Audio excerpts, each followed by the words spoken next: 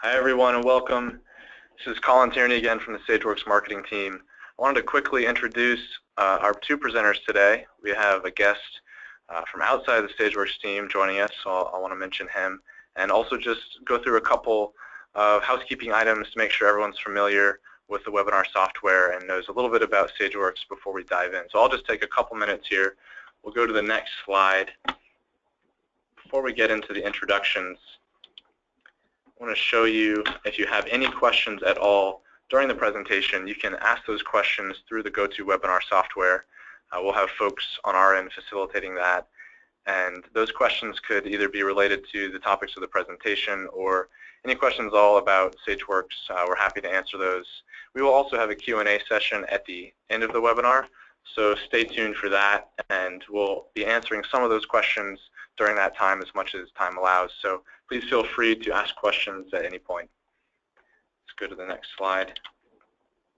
So a quick, and I'll make this very quick because I know we want to get to the content today. Just to talk a little bit about Sageworks. We are a software company based in Raleigh, North Carolina.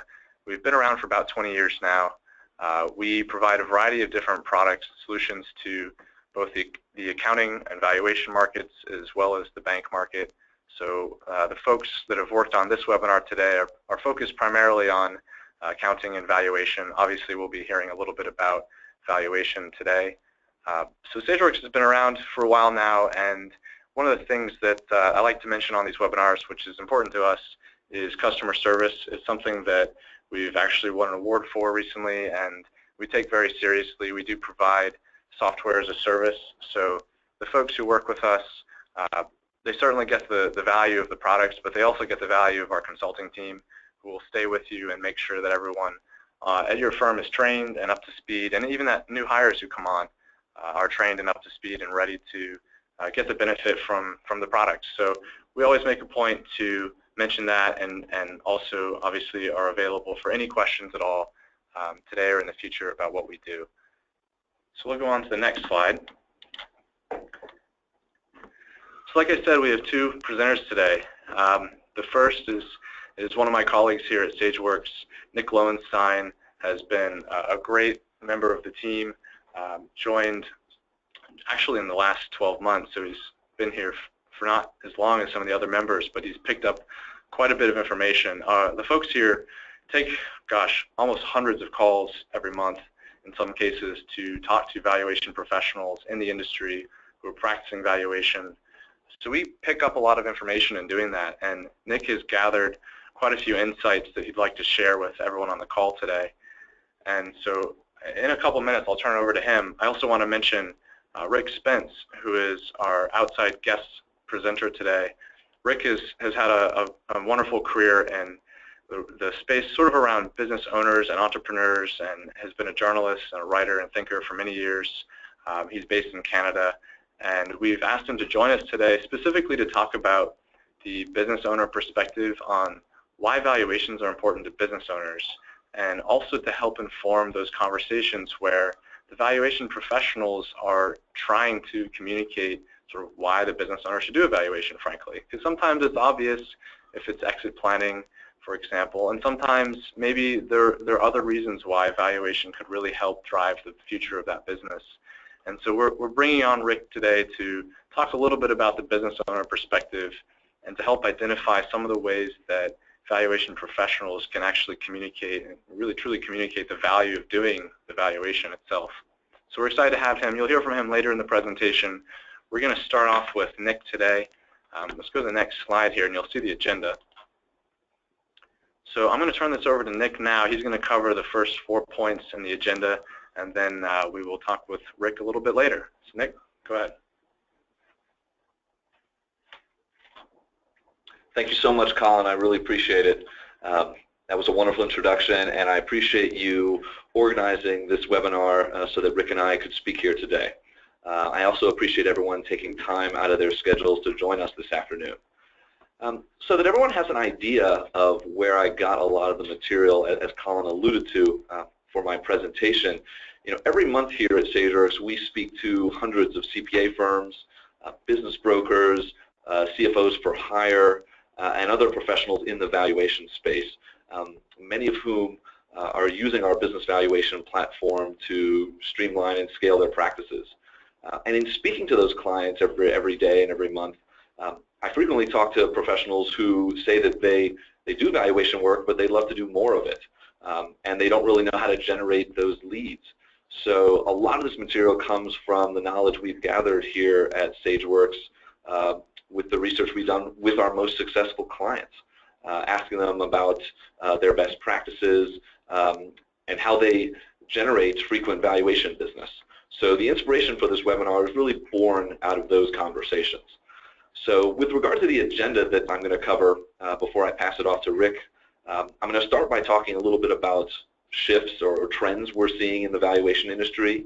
Then I'm going to talk about how you can leverage better your existing network of contacts. On the third note, I'm going to take a look at how you can leverage your contacts outside of your existing network. And then I'm going to talk a bit about how you can better market yourself, your own personal brand, and your firm. So with that being said, let me get started here. So before we do begin, we want to do everything we can to tailor the presentation to our audience to make sure that we're giving you useful ideas to help your practice. So we'd like to know a little bit more about you. So if you could take a quick moment to fill out this quick poll question, the first of 3 we have, regarding how many valuations you're actually performing currently per year. So I'll wait a moment for Colin to get those results, and then he'll let me know, and then we'll continue.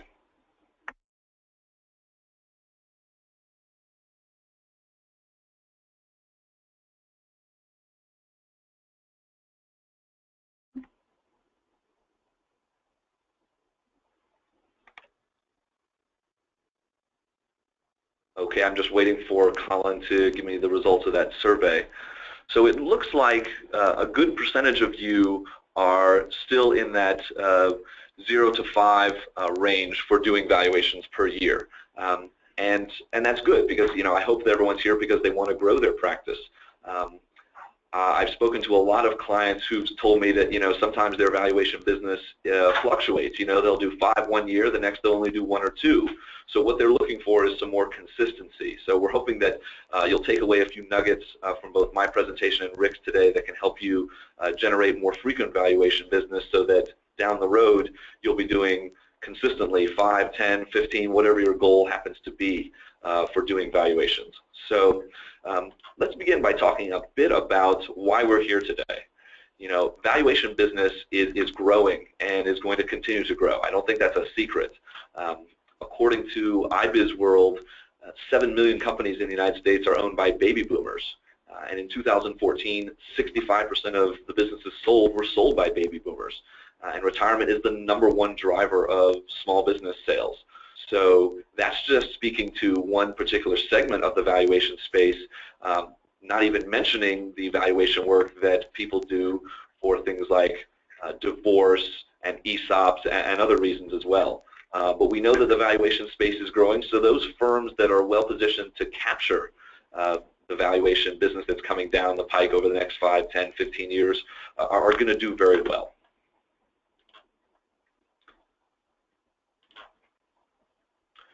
So valuations, another reason why we're here today is that we know that not only do we want to do valuations, but we want to do them because we know that they're very lucrative. There's a huge opportunity that exists here for growing your valuation practice and improving your firm's bottom line. Valuation business can also lead to other businesses, and I'll speak about that in a second, but it can lead to other consulting engagements. It can open up other opportunities for you to really work well with your clients. A lot of my prospects and current clients want to know what people are typically charging for valuation. So again, this is just going off our research that we've done here and what our clients typically tell us, but what we're hearing is that for small summary calculations, most firms out there are charging somewhere between $2,500 and $5,000. And for full detailed reports, and again, this is going to depend specifically on the industry and the client and whether you're located in a city versus a rural environment, but most of our clients are charging anywhere from $7,500 to $25,000 for a business valuation. So it's very obvious why people want to add this to their practice, because it represents a huge growth opportunity. Valuation can also be a recurring service for ESOPs, exit and succession planning, and then for doing things like 5-year performance plans with your clients. So once you help an owner to sell, that also gives you the opportunity to provide a recurring business to that client down the road. So profitability for you can really increase if you scale efficiently. So just as an example, I wanted to tell you how one of my most successful clients uses valuation business to drum up consulting engagements separate from the valuation itself, but that are tied to it. So one of my clients uses the Sageworks valuation solution to uncover areas of concern for his clients when he does valuations. So for example, he tells me that 9 times out of 10 his business owners are never happy with the valuation number that he comes up with for their businesses. All business owners always think that their businesses are worth more than they actually are. So he uses that as an opportunity by saying, okay, your business isn't worth as much as you thought it was, but let's put a plan in place to get you there. And so then that's how my clients then drum up additional consulting engagements with their clients to be able to put in performance plans that can help their business owners achieve those goals. So just as an example, he tells me that just last year he did a valuation for a client for somewhere in the range of $7,500, and then from that valuation he was able to then have $20,000 of further consulting engagements that came from that client as he helped them to grow their business and improve their profitability. So another thing is that valuation clients can come from anywhere. This is going to require you to be proactive instead of reactive to guarantee your future success. To ensure that your valuation business is more predictable.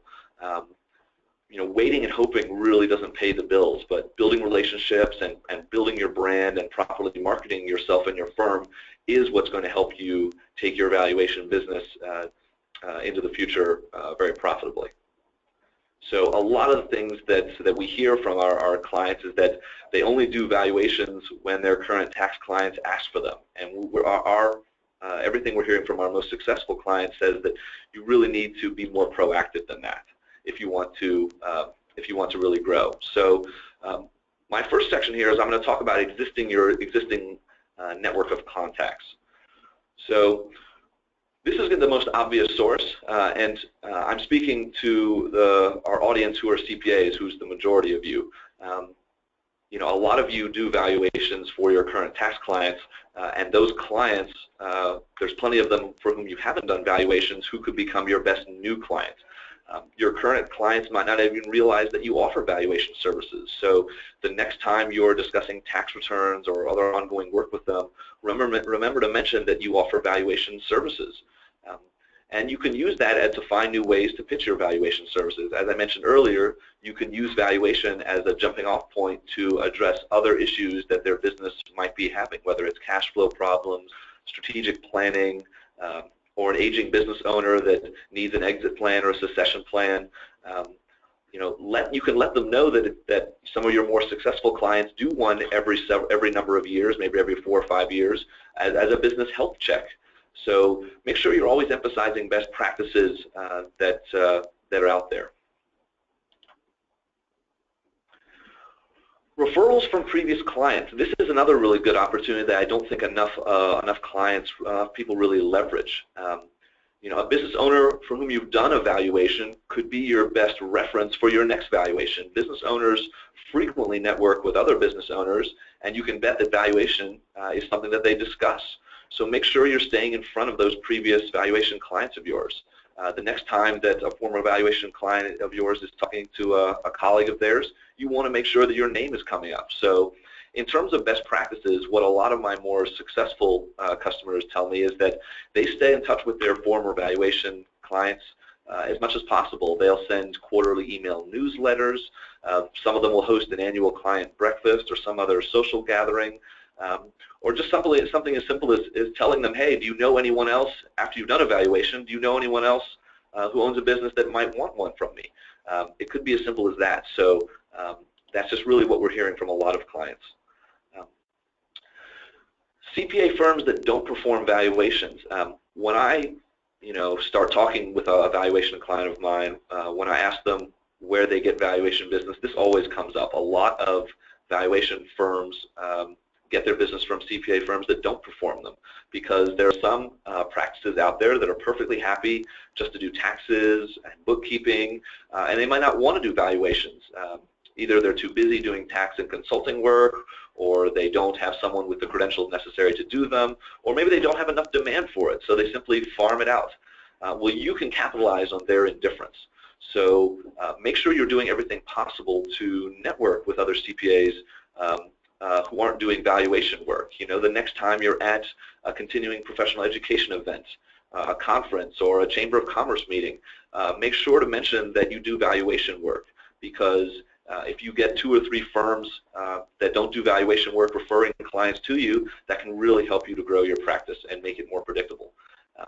Another idea that a lot of our best clients do is they publish content on LinkedIn that other CPAs with whom they're connected appreciate, and it helps to remind those other CPAs that, oh yeah, so-and-so does valuations, I'll send one his way the next time I have one that I can't do. So make sure you're definitely leveraging that as a resource. With that being said, now that we've come to our next poll question, the first question we asked was around how many valuations you're currently doing in a year. We'd like to ask how many in a perfect world would you like to do going forward. So I'll take a minute to let Colin tabulate those results, and then we'll keep going.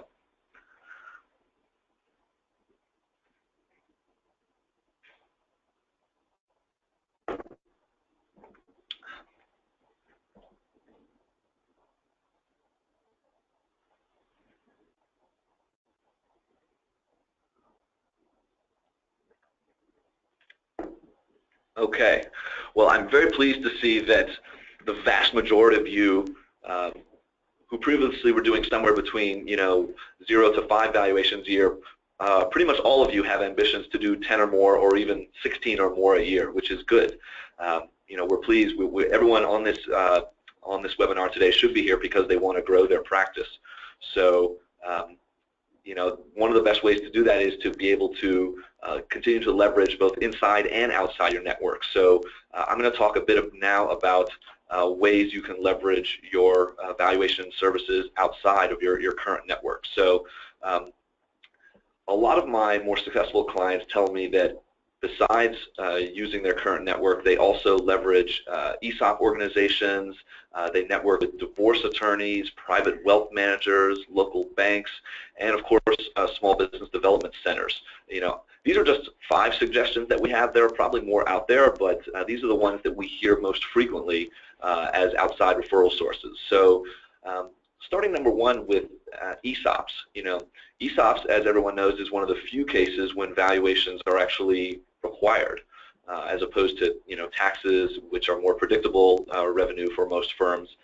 Valuations for ESOPs will come every year, or however often the ESOP demands it. So one of my best valuation professionals tells me that he networks with the local ESOP organization that he has in his city. He drops by their local chapter and introduces himself, passes out collateral, because he wants to be able to do as much valuation work that's recurring as possible. And he knows that ESOPs are the best way to do that. So be sure also to ask your current business clients.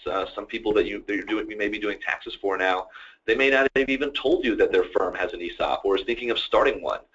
Be sure to always ask, because this can definitely represent some more predictable recurring income for your practice. Divorce attorneys. Without question, this is one of the biggest sources of referrals that we hear on a daily and weekly basis from our valuation professionals. Divorce is an important reason why business owners need a valuation, and pretty much they're unavoidable when a business owner gets divorced. There are a lot of law firms out there that specialize in divorce, but typically don't have a business valuation expert on staff. And so what they do is they refer out those valuations to valuation professionals. So in terms of success stories, most of my clients have 2 to 3 divorce attorney practices that are basically in their stable of referral sources that they've either met with at CPE conferences or other events, or that they market to directly.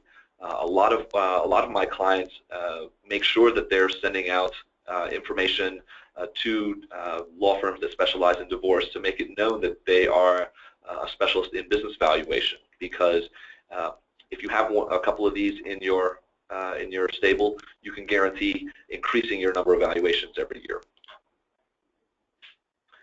Private wealth managers, this is going to be similar to marketing to divorce attorneys, but if a private wealth manager is doing strategic planning for some of their clients, those planning sessions are going to include exit and succession plannings for their older clients, and these private wealth managers have access to more business owners than anyone else. So why not go to the source? Network with them. I have a client who tells me that he meets with private wealth managers and usually picks up one or two every year that he now gets referrals from. So make sure you're doing everything you can in that space as well. Banks. So banks need valuations done for small business loans. More often than not, they're not handling valuations internally. On a personal note, years ago I used to work in the residential retail mortgage space, and when I worked for one of the largest banks in the United States, we had to refer out all the appraisals we did for those retail mortgages out to a third party. They weren't done internally, and the same sort of thing happens with valuations as well. The valuation is going to be needed as part of the underwriting that's done for those small business loans. So some of my most successful valuation clients, they go and meet with the local banks that are in their area to make sure those banks know that they are an expert in doing valuations, and that's how they have another predictable source of valuations every year. So make sure you're doing that as well.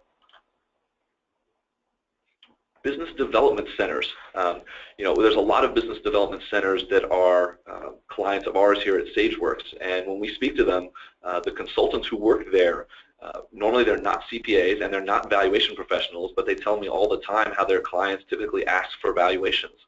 So these SBDCs are located throughout the United States and would represent a great opportunity to meet with, again, going to the source of consultants who are working with small to medium business owners all the time. And so frequently my best clients tell me that they have relationships with a couple of SBDCs who refer out those valuations to them. So one caveat is that because these SBDCs are nonprofits, you'll probably have to end up charging the actual end user, as usual, for doing those valuations. But those SBDCs, I do know, are a great source for increasing your valuation referral lists. So we've come to our third poll question. We wanted to talk about, again, one of the reasons why people are here. I know everyone experiences challenges growing their valuation practice, so we wanted to ask another poll question to sort of get at the root of what the challenges are that you're currently experiencing. So if you could take just another couple quick seconds to answer this question, Colin will let me know what really are the challenges that you guys are facing out there.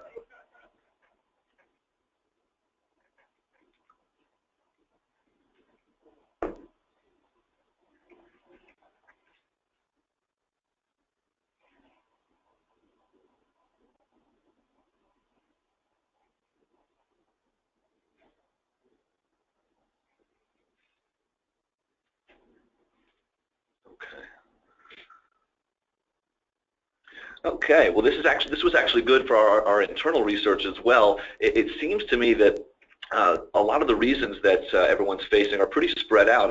They're pretty equally distributed between not having enough time, not having enough staff dedicated to growth, no marketing capability, and I'm pleased to see that at least some of you were honest and admitted that you were that you're too busy playing golf to worry about valuations, which is good.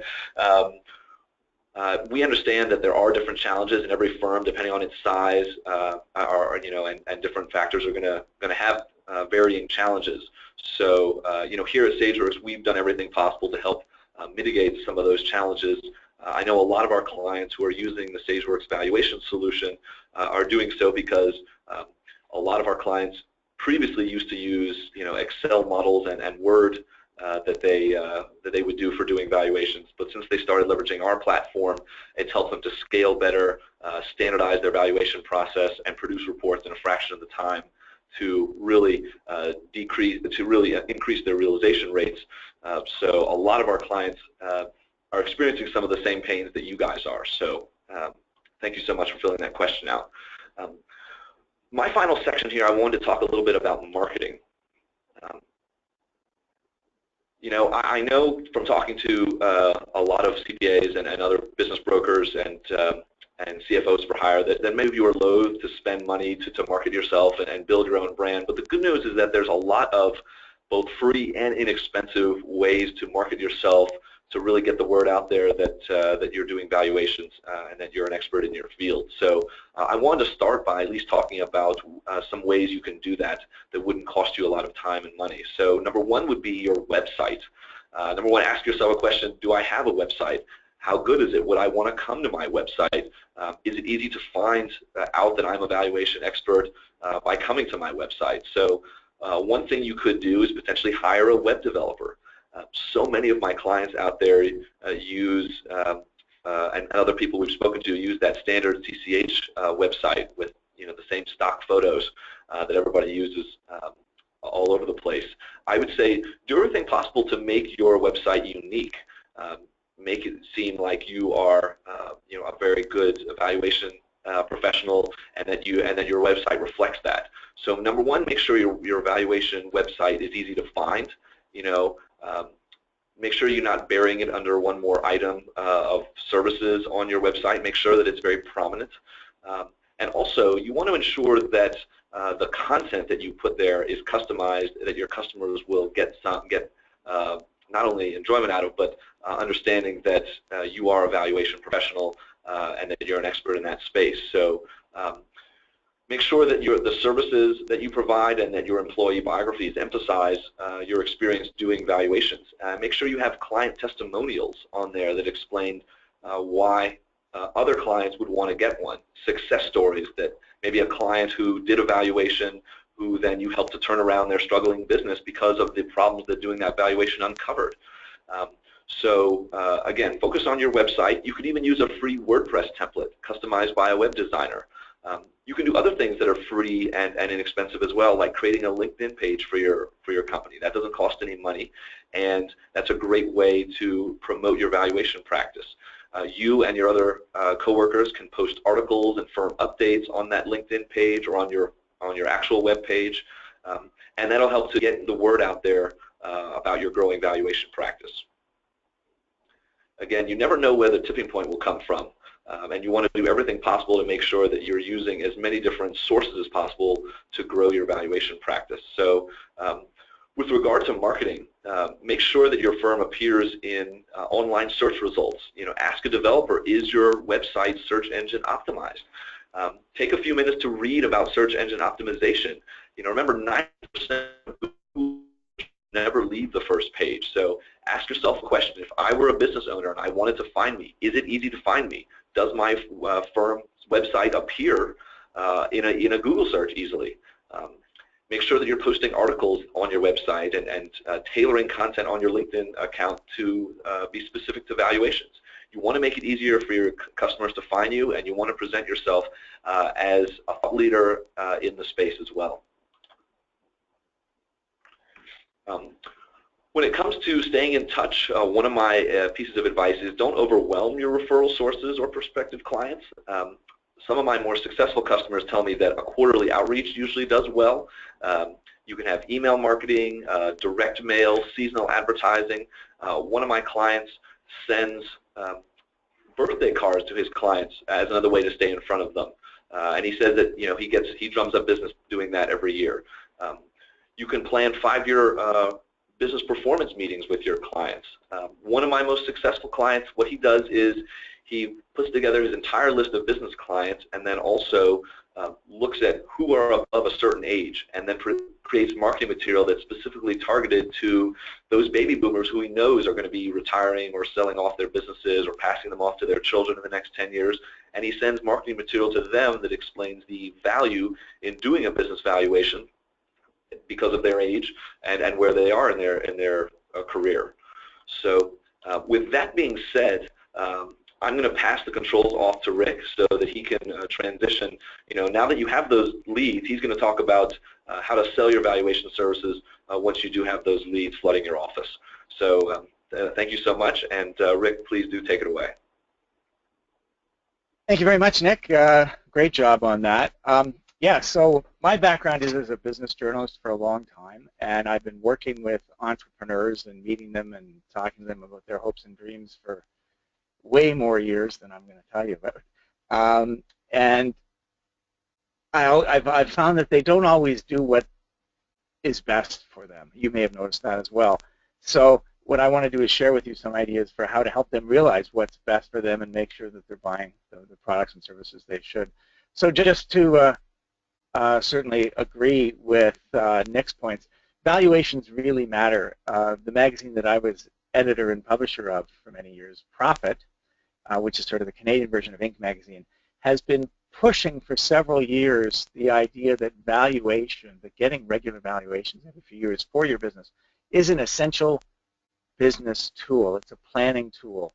It helps you understand where you are and how you get to where you want to go. So there's a lot of good reasons why business owners should be investing in this. So you're on the side of the angels. So that's the good news. As Nick said, whether it's a personal reason why you need to get an evaluation, i.e. divorce lawyer, or whether setting up an employee stock ownership plan, whether you're really just trying to figure out what are the strengths and weaknesses of your business, getting that kind of evaluation done, and then the planning services that follow and come out of that is essential for any business owner that wants to grow or just to sell or hand off a strong business to the next generation. So this is something where your job is not to sell them another widget, not to sell them something that they don't want, but to sell them something that's actually good for them in the long run.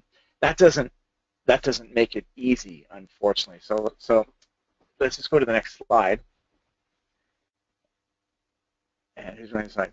So valuations help business owners understand where the value is, where the growth is coming from, help you tap the capital, maximize opportunities, etc. So when you are selling valuations, you're not just selling time, you're not just selling a product, you are selling growth and hope. You become an evangelist for business growth and new opportunities, which is very exciting. Hopefully a good place for you to be in your business and to become that trusted advisor to your business clients. So the next slide. Okay. The important thing is to understand who these clients are. And I like to think that business owners, well, there's good and bad things about them. On the good side, they represent the perfect market because they're a marketplace of people with genuine needs and that you can pick up on. But they also have resources. So these businesses generate cash, so they have money to spend. They're needs driven. They are driven to make decisions and fix things, to fix problems in their businesses. They tend to be cautious. Entrepreneurs have spent a long time building up their businesses. One thing that you have to understand is they spend a lot of time fending off the people who are always trying to sell them something. When people see a business owner, they see a mark. They see someone they want to sell something to. And they know that. They get hit on all the time. So they are wary. They are cautious. They have money to spend, but they can't spend it on everything. And they protect it like it's their own. And the reason they protect it like it's their own, of course, is that it is their own. So selling to the business owner is both tougher and easier than selling in a corporate market. In a corporate market, you have to make a business case for it, and you have to get several levels of approval.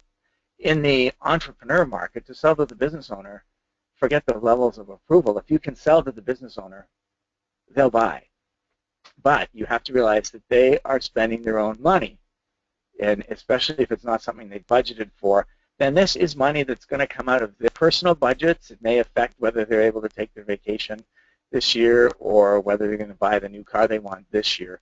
So it is their money, and you have to treat their money with respect. So you have to understand that this is not just a budget that comes down from head office or from the CEO.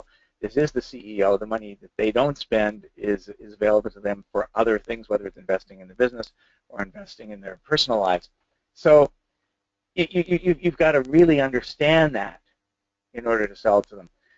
The other thing is that entrepreneurs are running their own businesses because they love being in control. And what that means is that you have to let them be in control. Yes, you can be an expert. You can be a consultant. You can be the trusted advisor. But you have to make sure that it's always in the entrepreneur's court to decide how they're going to move ahead, what they want to do. And if you don't understand the entrepreneur's need for control and to always be in charge of the transaction or the deal or the process going forward, then you're going to run into trouble. A line that I picked up long ago to describe entrepreneurs is that when someone says, you know, what does entrepreneur really mean? I like to say that entrepreneur is a French word meaning that I don't have a budget for that. And the reason we say they don't have a budget for it is that, you know, they're not planning ahead. They're not looking at these things. They're always being hit on by people who say, you know, would you like to buy this? And the smart ones say, I don't have a budget for that.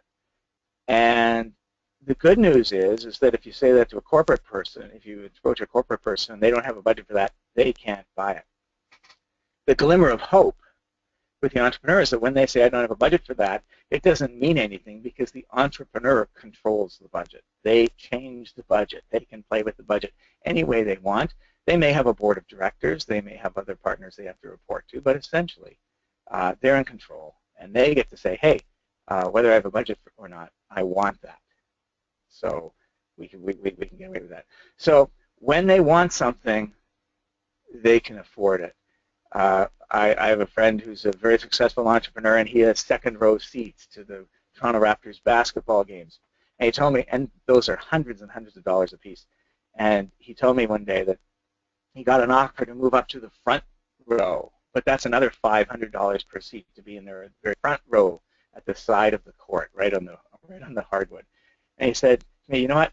I just don't see the value. So he could move up to there. He could if he wanted to, but he didn't see the value, that extra value. He couldn't justify it. So budgeted or not, he decided not to invest in those. He could have. He had the money, but he didn't see the value. So that's the important thing to recognize is that entrepreneurs want to see this kind of value. And once you establish trust with them, that's the huge thing. So if we can go to the next slide. I don't control the button here. We talked about that sense of caution being a good thing. Entrepreneurs are skeptical. They're frugal. They're very hard to please. And this is a barrier. It's hard to sell to entrepreneurs, and you may have experienced that. But the good news is that once you figure out how to do that, then that barrier becomes a competitive advantage protecting you because you learn how to do this. You learn how to respect their need for control, how to respect their budgeting process or lack of budgeting process. You understand how to create value for entrepreneurs, then that's a sustainable competitive advantage for you and your firm. And then you can use that same approach with other entrepreneurs and other business owners you meet because entrepreneurs come in all genders, shapes, and sizes, but those characteristics of wanting to be in control, of looking for value, of being able to make spontaneous decisions, but being very wary of anyone trying to sell them something, those are pretty common entrepreneurial characteristics. And as we say in the next slide, where is that? It's the secrets of selling to small and medium enterprises and CEOs, but they're not really secrets. You have to ask smart questions. You have to help them decide that it's their idea. You have to help them come to their own realization that they need a valuation, that they need these additional services from you. And the way to do that is with the smart questions. It starts with, how's the business going? How do you think the future looks? Are there areas that you think you're weak? Do you really feel you're in touch with things? Are there areas where we could help you? You can ask lots of intelligent questions that get you on their side. It shows that you understand them and what they're going through, and it shows you're not trying to sell to them, you're trying to understand them. But as you're doing that, you're also creating a relationship, and you're creating a climate of trust. As you're learning about their business and making appropriate marks, maybe you could do this, maybe you could do that, and providing suggestions for them, then that puts you in that position of trust that enables you to then suggest these additional services that would be really good for them. And again, this isn't city, this isn't hypocrisy, this is you trying to get close to them to help them do something that needs to be done. Do that with full confidence that what you're doing really is what's best for them. You're not trying to sell them soap or patent medicine in a bottle. Just to emphasize the point, I did emphasize ROI in here 3 times. There's got to be a payback for entrepreneurs. They hate spending, they love investing. So if you can tell them that some money spent now on a project such as a valuation is going to pay back again and again and again in terms of the understanding they're going to gain about the business and the insights they're going to gain in order to find the right places to move ahead in, to understand where their weaknesses are and shore them up. So always remember that they're the king. ROI is French for king. So push the ROI, the return on investment, to them so that they understand that you're selling something that is going to benefit them in the long run. They're going to get the better of you in the long run, and they really, really like that idea. The next slide.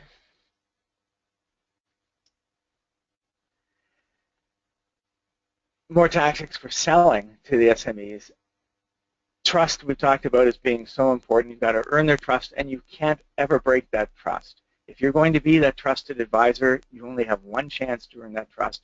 You have a chance every day to ruin that trust, to break that compact of respect and dependability. So you've got to be really careful that you're always consistent, and everyone in your team who deals with the entrepreneur is also consistent. You've got to keep that trust and respect going no matter what. Entrepreneurs are often called risk takers. I think a better way to characterize risk takers, they're risk mitigators. They like to reduce their risk. And so what I'm suggesting is that you find ways as the marketer, as the salesperson, as the person who wants them to commit to buy something from you, find a way to help them limit their risk. Now, you may not want to offer them all their money back, but you might say, let's take the first step and let's do step 1, and maybe if you don't like that, then we can give you a rebate, maybe we can give you a discount, maybe we can then give you a credit for future services if you're not happy. So find ways to bring them in, to wrap your arms around them, ways that are safe for them. I have a friend of mine who sells professional headhunter. So he sells an executive search service to businesses and entrepreneurs, and he offers a money-back guarantee. Or sorry, it's not a money-back guarantee, but he offers a 100% guarantee, which is that if they find you an executive and you hire that person doesn't work out any time in the first year, he will do another search for free. And after 30 years in the business, he's only ever had to do that once.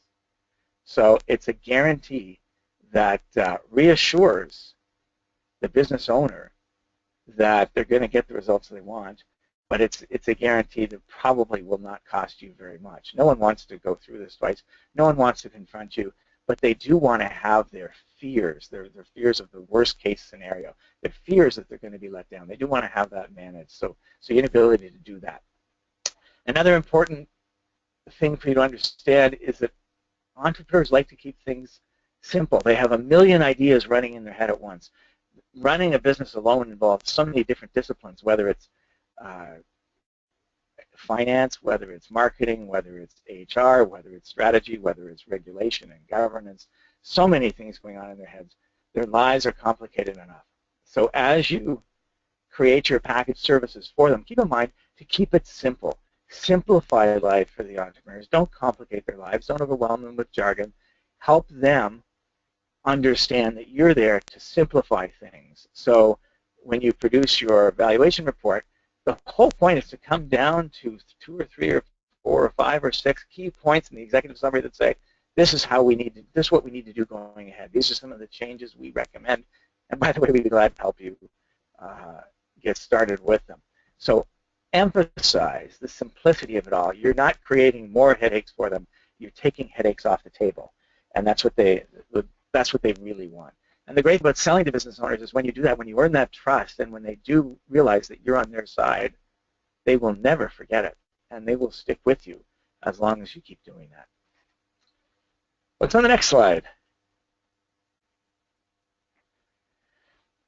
Similar to simplifying is just speaking their benefits, speaking their language when talking about the benefits. Make sure you're eliminating the jargon. You're just talking to them. They want to have fewer hassles. They want to reduce their costs. They want to reduce, or they want to increase their certainty about where they need to go and what they need to do next. And you can help that. You can help them do that. So listen to how they speak and use their words, whether it's ROI, whether it's return, whether it's simplicity, whether it's profit. Understand what's important to them. Reflect that language back to them. One of the other things I like, it's sort of like reducing the risk, but it's also willingness to be trusted. Give them something for free. And I'm not sure what that means in your business, but they'd love to get something for free. Maybe it's an initial consultation.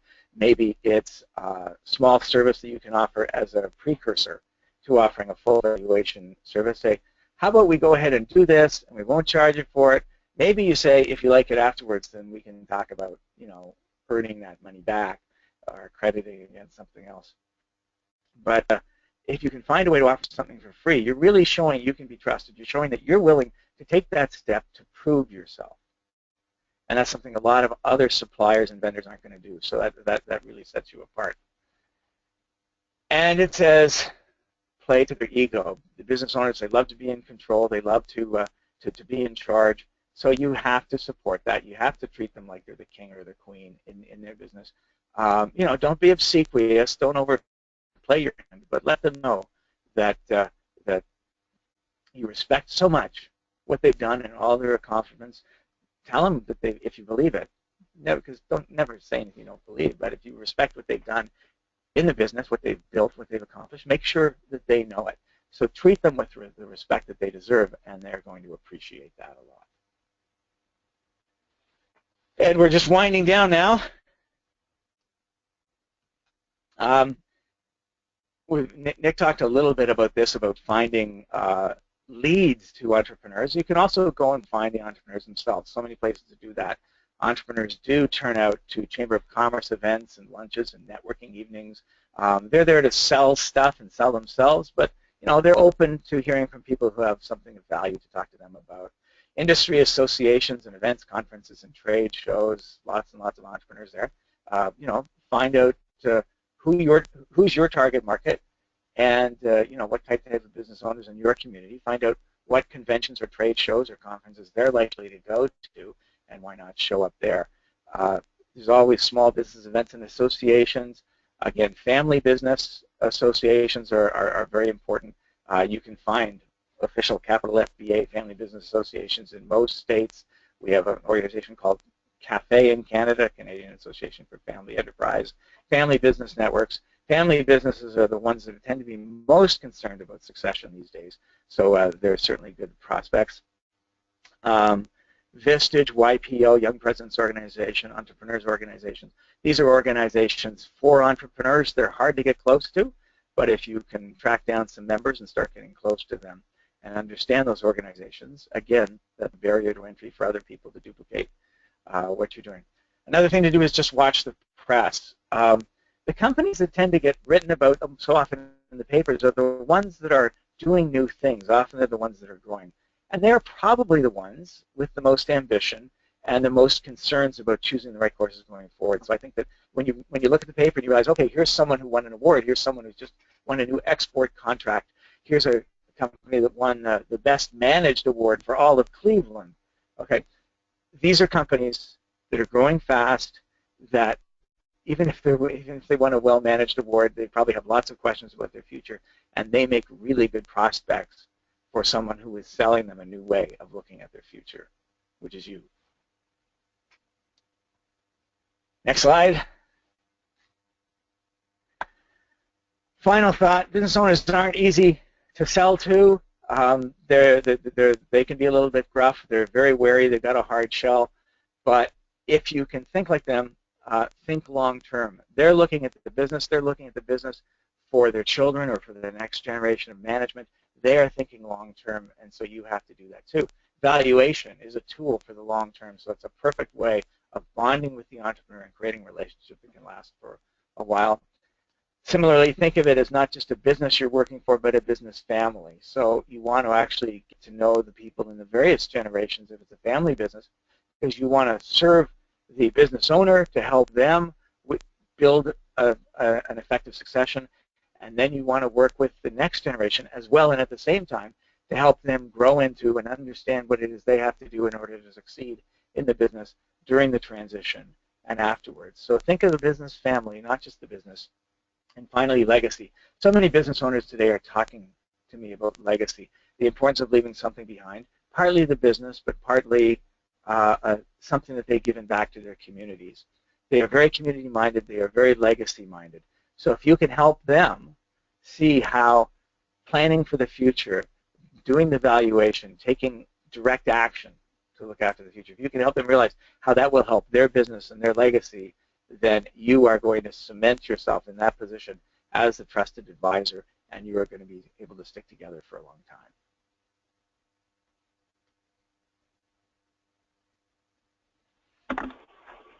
With that, I think we'll turn it back to Colin and to Nick and see if we have any time for questions. Thank you so much for listening. Thank you, Rick. We really appreciate it. Some great points, and I'm sure everyone on the call appreciated it as well. We have a couple quick announcements Nick's going to make here in a second, and then we'll open it up for Q&A. Do have some questions we want to answer, so I'll throw it to Nick. So what we're going to do here is show a couple of quick 1-minute videos that describe how Sageworks business valuation platform and Profit Sense are helping business owners to really see the value in services that you guys can provide. So wait for 1 second while we put these on the screen here. Hold 1 second. These are just 1-minute videos for everyone to get a quick sense today, so it'll be very brief. This is the valuation solution. How to prepare for industry growth. Conducting a business valuation can be a time-consuming, resource-heavy, and often inefficient task. However, firms that offer Type 2 services, such as dispute litigation, estate and gift tax valuation, and exit planning, are recognizing a 60% higher profit margin than those offering general accounting services.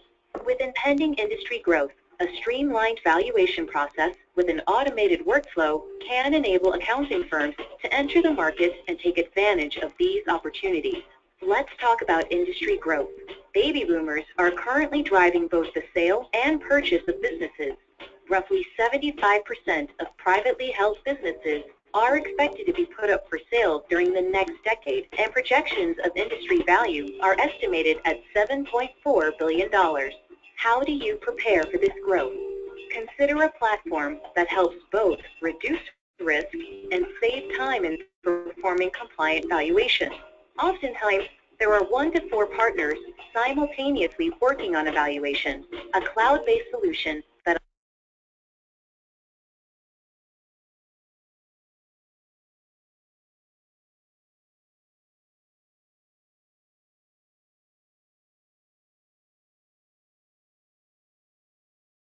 a more efficient workflow can save time and allow your firm to grow by taking on new engagements. Sageworks Valuation Solution is the only commercial-grade, web-based solution that standardizes the business valuation process. without removing your ability to use your professional judgment and add value to the engagement. It drastically reduces the opportunity for mechanical error with document tracking and storage, while in compliance with AICPA SFVS1 guidelines. Learn how Sageworks Valuation Solutions can help your firm streamline the valuation process and prepare for industry growth. Request a walkthrough today. And now we're just going to show a quick video about the Sageworks Profit Sense solution as well.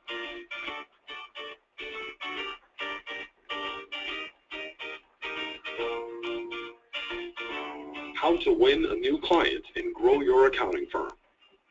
Winning customers is a top challenge and a top pain point for accounting firms of all sizes. Your ability to find high-quality leads and to turn prospects into clients plays a critical role in your firm's future success. Step 1. Who is your target market? Identify your industry niche and then profile your ideal customer to determine the type of client you should approach. Step 2.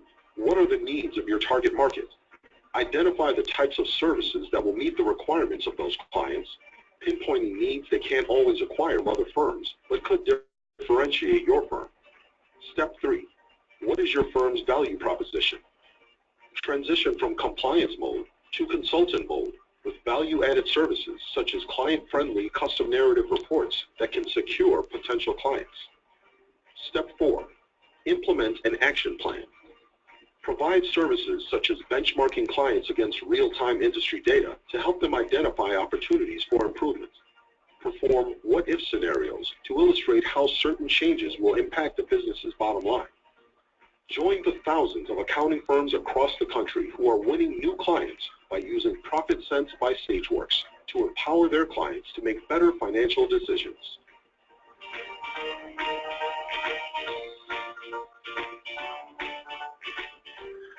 Thank you everyone so much, and now we're going to turn to one last poll question. Would you take a quick second to fill out the following poll question to see whether or not you'd like to have a demo of the Sageworks valuation platform for us to do?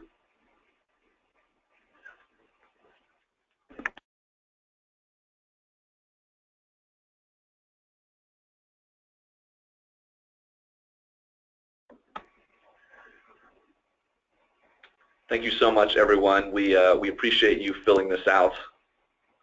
We'll now also open up this moment for questions for Rick and I to answer, and I'll give Colin a quick moment to provide us with a couple of those questions.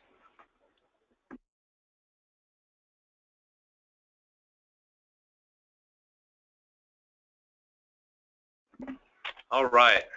We're a little bit over on time, so I'm just going to have one question for the speakers today, just to keep everyone's schedules in mind. But I did want to talk a little bit about a point that Rick had made. So he had a slide that was talking about ROI, and we all know that's something important to business owners, and being able to sort of communicate the ROI of doing valuations is an interesting topic. It's one that we run into a lot, even when folks are purchasing software and they're asking about benefits, and we make a point to help them understand how to achieve ROI using our software. And so I'm sure that in the client conversations with valuation professionals, that comes up in a different way. And Rick, I was going to see if you have a minute to respond to that question. Sure, Colin, thank you. Yeah, when you talk to an entrepreneur, everything they do is talking in terms of ROI. They say, this is the bottom line. This is what I want. This is what I want to get. So that's the language you have to use too. You know, all the good marketers mirror the vocabulary and the attitudes of their best prospects. So an entrepreneur wants to know the ROI. They want to know they're going to get more out of the product, out of the service than they're paying for. And I think that when it comes to valuation, you're in a really good position to do that. It's not really that big a job. They already understand about, you know, paying for accounting services. The point of the valuation is to create value for the company, whether it's to enable them to make a sale now, or to solve a problem, or to create a platform for better planning going forward. So hopefully, as you do more of this work, you can actually point to specific examples where you say, okay, we did this with this other company. ROI isn't just, oh, we will boost your profits by 2% at the end of the day. It's creating new opportunities. It's creating better outcomes. So it's being able to say, we did this for another company much like yours, and they were able to find out what the value was, where their value was. They were able to use that to get a higher price out of someone who wanted to buy a company. Okay, that's ROI. That's great ROI. If they can make a couple extra $100,000 or $1 million on that, that's tremendous ROI. ROI is opening up new opportunities and new strategic horizons for a company. So if you can articulate those benefits, and I bet you can, then that's ROI. I believe in surrounding a customer with value, and you're able to do that by emphasizing we can help you better control costs, better plan for the future, create new strategies for growth. That is surrounding them with value. And I really think you can do that. And best of all, if you can say, if you've talked to your previous customers, if they're willing to give testimonials for you, then say, why don't I give you the name and the phone number or email address of this client who we helped? Why don't you call them? Or why don't I have them call you if you have any questions? So that's what surrounding them with ROI is all about. So that they're under assault with so many reasons to buy from you that in the end they can't resist it. Thank you, Rick. Appreciate that answer. And like I said earlier, I'm sure everyone on the line appreciates it as well. So I wanted to wrap up. Just say thank you again to both our presenters. Really appreciate your time today. And of course, if anyone on the call has questions, feel free to follow up with any of us here at Sageworks, and we can help send questions over to Rick if you have questions for him. And you will be hearing from us. You'll receive the recording of today's presentation as well as the slides in a follow-up email this week. So look for that in your inboxes, and you can always reply directly to that email should you have questions. Thank you again for your time. Hope you all have a great day.